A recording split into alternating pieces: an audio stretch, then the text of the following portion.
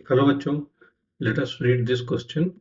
The question says that the length of an elastic string is x meter when the tension is 8 Newton and y meter when the tension is 10 Newton. The length in meter when the tension is 18 Newton is 4x minus 5y, 5y minus 4x, 9x minus 4y and 4y minus 9x.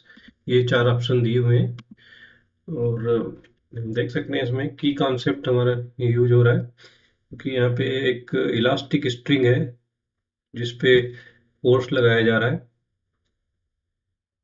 तो की concept है Young's modulus,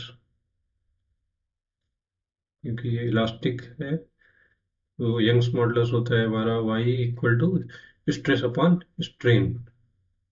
और stress होता है, suppose कोई ये string है जिसके ऊपर हम ये फोर्स F और F ये लगाते हैं और ये क्रॉस सेक्शन एरिया इसका ये कुछ A है, क्रॉस सेक्शन एरिया A और इनिशियल लेंथ L है और लेंथ में इसमें चेंज होता है वो डेल्टा एल। तो यहाँ पे हो जाएगा हमारा स्ट्रेस हो जाएगा एफ अपॉन ए और स्ट्रेन हो जाता है डेल्टा एल बाई एल। तो यंग्स मॉडुलस हमारा मटेरियल की प्रॉपर्टी होती है जो कि हमेशा कांस्टेंट होता है।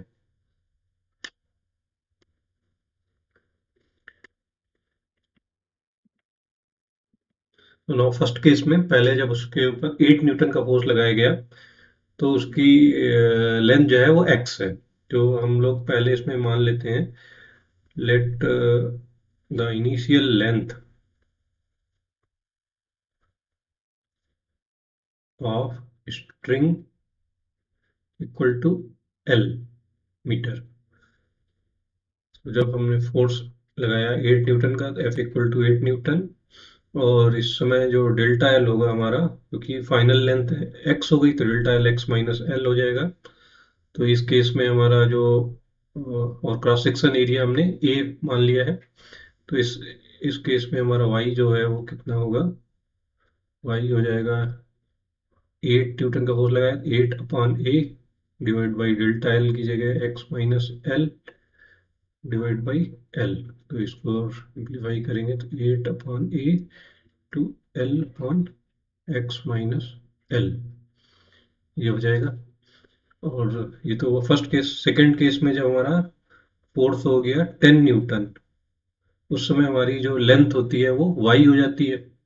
तो इस केस में डेल्टा एल जो हुआ सेकंड केस में हमारा वो हो गया वाई, फाइनल लेंथ है तो वाई माइनस ये हो गया हमारा ये।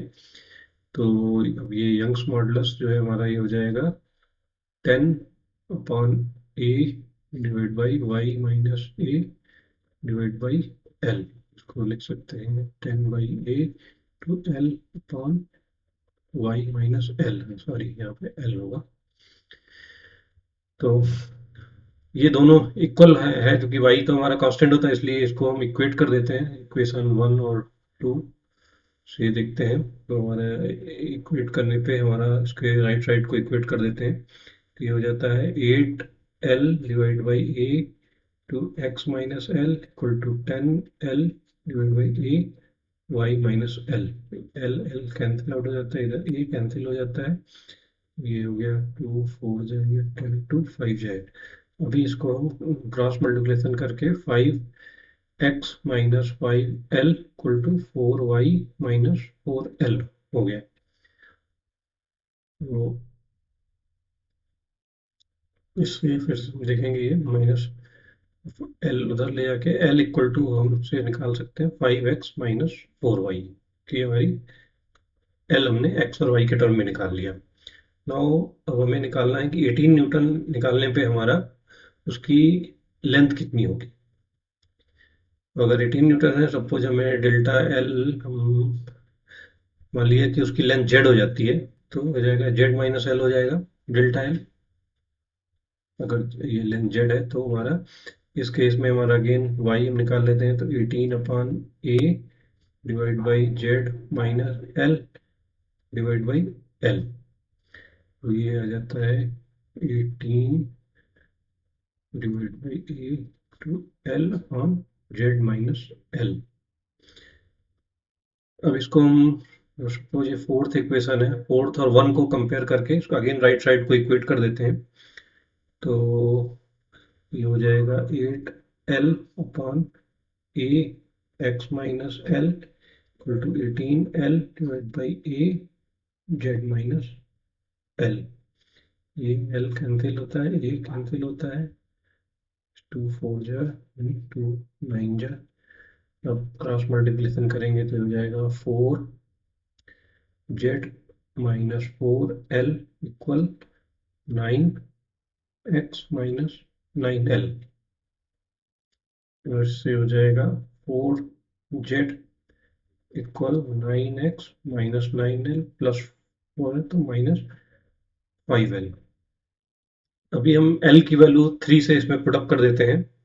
Put value of l from 3, तो हमारा हो जाएगा 4z equal to 9x minus 5 into 5x minus 4y।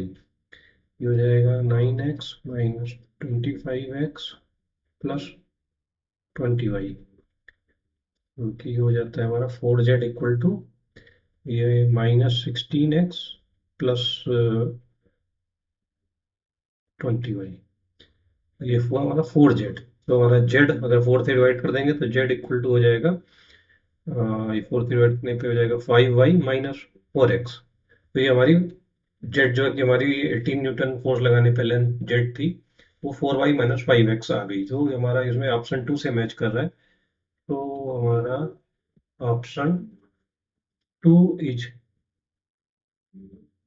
Correct option. Hope you have understood it well. Best of luck.